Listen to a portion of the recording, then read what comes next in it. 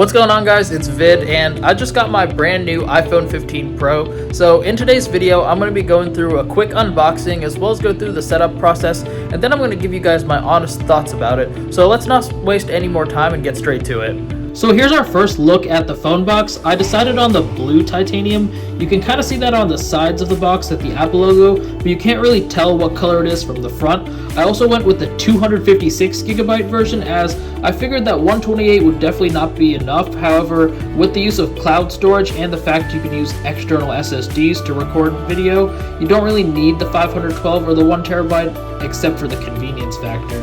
Flipping over to the back, we got two easy open pull tabs, which would make it really convenient as Apple eliminated plastic from the iPhone packaging a few years back. Opening up the box, it reveals our phone underneath, which, wow, I'm really glad I got the blue titanium. This looks really nice on camera, but even nicer in real life. In fact, this video does not do it justice. You gotta go to the Apple store and check out this color. Let's set the phone off to the side for now, and let's take a look at some of the accessories. We get this little booklet. You're going to find your Apple sticker, as well as this little pamphlet that says that you no longer need a physical SIM since the new iPhones use eSIM entirely. We also got this braided USB-C cable. Now, I'm a fan of Apple's braided USB-C cables as they're less likely to break. Now, we first saw those braided cables back in 2021 with the MagSafe 3 cable on the MacBook Pros, which I'm a big fan of this cable. However, I don't really use MagSafe. Let's just set that off to the side for now. We also got these Spigen glass screen protectors, and I'm a big fan of these as they come with this installation tray, which makes installing it really easy. But I'm not really that good at installing these, so I'm going to get off camera, install the screen protector, and I'll be right back. I do want to take some time to compare it to some other blue items I have. Now, I got my blue AirPods Max here, and this is what it looks like compared to them. I do notice that with my lighting setup that in certain angles my phone does look black, and that is going to be true in real life. However, I do like how it looks different in various environments. Now, let's also compare it to my iPad Pro. Now, this is a skin I got from Dbrand, and I think that there's a lot of parts of the skin that match up very well with this blue iPhone. So here we are right at the home screen, and slowly but surely, it's slowly going to be re-downloading all my apps. One of the new features is the action button, and what I love about it is that there's so many different options you can choose in terms of what it does.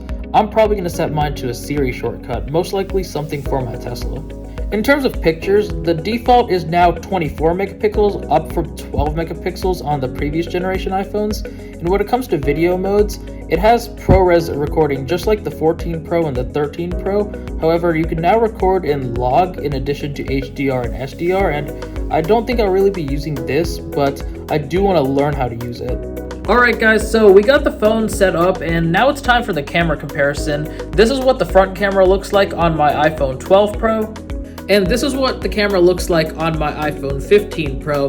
Now, I'm not going to really have time to test out both of the cameras as I do have to drop off my phone for a trade-in, but I am going to let you guys know how I like using the phone after using it for a few days. The addition of USB-C brings two awesome new features. The first being reverse charging, as you can now charge your AirPods and your Apple Watch to the iPhone. However, I don't think I'll really be using this feature.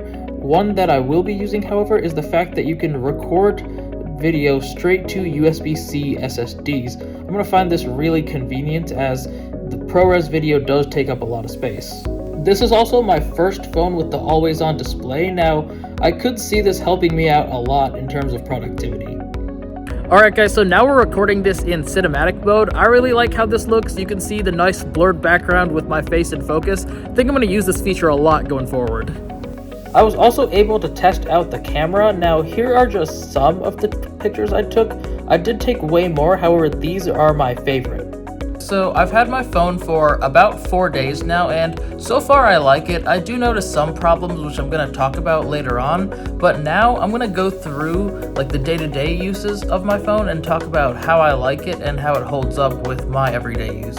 So now it's finally lunchtime, and it's also the first time that I get to use my phone outdoors, and one thing I really like is how this phone has double the outdoor brightness of my previous iPhone. It makes it a lot easier to see the screen, also around 62%, which I'm a little disappointed by. Also ended up using Apple Pay to pay for my lunch. Now, I still carry physical cards, however, I'm starting to use this a lot more.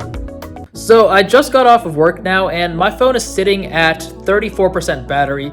I'm a little disappointed as I expected the battery to last longer. However, considering I used my phone a lot for meetings, it does make sense why the battery is so low. However, it's still better than what I had on my old phone, which would probably die out before I even got to lunchtime. Now I'm gonna take a little break and charge up my phone, and let's see how much it charges during my break.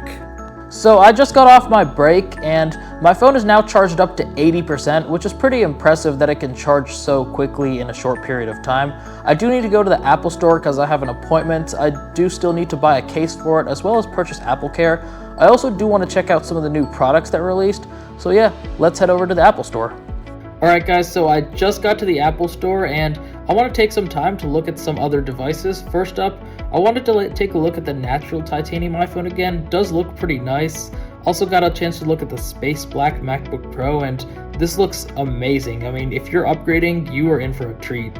I also took a look at Apple Watch Ultra, and I'm really tempted to upgrade for my Apple Watch Series 7. However, I think I'm just going to keep it for a bit longer. After taking a look at some of the new products that dropped, I decided to head over to the wall of cases to try to find a phone case that I would like for my phone. So first up, I tried on the Storm Blue case, and this is the one you want to get if you want a case that's going to blend in with your phone. Next up, I tried on the Winter Blue, and this is the one to get if you want something that's going to complement your phone really well.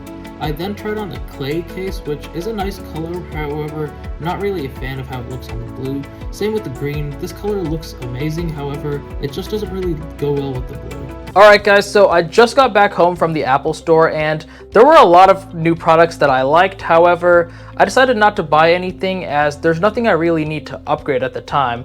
I did end up buying AppleCare since I am quite clumsy with my tech. I ended up getting the AppleCare with theft and loss protection, which pretty much gives you everything that the standard AppleCare gives you, except also covers you against theft and loss. Now, I definitely recommend getting AppleCare, especially after watching all those videos out there showing how fragile the iPhone 15 Pro is. So yeah. I did, however, end up purchasing a case for my phone. I got this Apple silicone case in the winter blue color, and this was the color I liked the best on my blue iPhone out of all the colors. I said earlier that the Storm Blue would probably be the best option if you want something that just blends in with the phone. However, I do like the contrast look. I know a lot of people will call me out and say, like, Vid, why'd you spend so much money on a phone case? However, I do really like how thin and light it is, and I was a big fan of the Apple leather cases. I really wish that they kept those. The fine woven case is just really terrible in my opinion, but there's honestly so many cases out there, so you don't necessarily need to buy that Apple silicone case. Just buy like any case you like, as long as it does the job of what you want it to do. Here's another look at the winter blue case on the blue titanium phone, and I really like how it looks in this light, as it really brings out the contrast between the dark blue phone and the light blue case. So I've been using the iPhone 15 Pro for the past 4 days now, and honestly, there's a lot of things I like about it. The first thing I really like about it is the camera. It just takes such beautiful pictures, and it's crazy to believe that a smartphone can take such good pictures. Now, I'm not going to really go into the debate between whether this phone can replace your camera, because I don't have a camera and would like to get a professional camera. However, for now, I think I can go really far using the phone camera. Another thing I really like about it is its design. I mean, I've spoken enough. It's such a beautiful phone, and blue titanium is definitely the way to go in my opinion. However, you're going to be happy regardless of what color you choose. It's such a beautiful device. And the last thing I really like about it is the fact that it has the USB-C port, as now I don't have to worry about whether I forgot one of the cables at home, as it uses the same cable for both my iPad and iPhone, as well as my MacBook Pro. And I really like how now I don't have to carry a bunch of chargers with me, I just carry the one. As I wrap up my review, I want to answer the question, is it worth upgrading to? And the answer is that I think it all depends. Now, if you're upgrading from the iPhone 12 Pro or older, absolutely upgrade. I upgraded from my iPhone 12 Pro to the new 15 Pro, and I find so many benefits to it. I also think that if you're upgrading from the iPhone 14 Pro, you probably want to wait until next year's Pro iPhone, as I find the 15 Pro essentially just the 14 Pro with a USB-C instead of Lightning, and the action button instead of the mute switch. Now, if you're upgrading from the iPhone 13 Pro, it really depends on whether you really value the features that the 15 Pro offers, the big ones being the dynamic island, the brighter display, and the USB-C port, which personally, I think that having USB-C instead of Lightning is enough for me to upgrade. However, at the same time, you could definitely hold off until the 16 Pro if you have the 13 Pro. Hey guys, thanks for watching my video. Now, if you like this video, be sure to give this video a thumbs up and hit that subscribe button. Also, be sure to check out my TikTok page, VSG Tech, and also check out some of the YouTube shorts that I've been posting. It's been a pretty hectic week so far, and I got plenty of content coming in the future, so be sure to stay tuned. That's all I got for today's video. I'll see you guys next time. Peace.